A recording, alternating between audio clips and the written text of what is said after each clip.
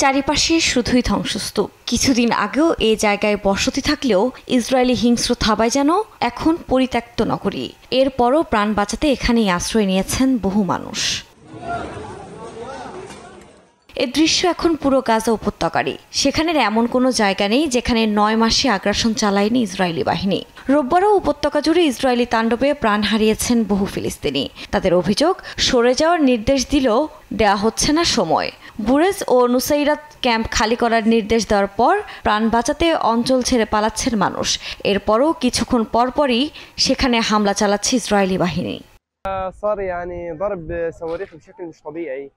জাতিসংঘ বলছে, গেল কয়েকদিনের হামলায় বাস্তুচ্যুত হয়েছেন অন্তত 2 লাখ মানুষ।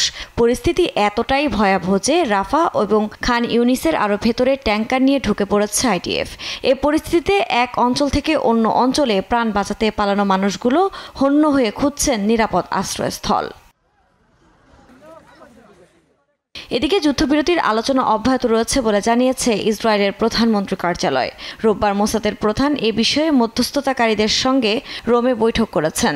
যদিও সেখানে কি বিষয়ে আলোচনা হয়েছে তা এখনও জানানো হয়নি।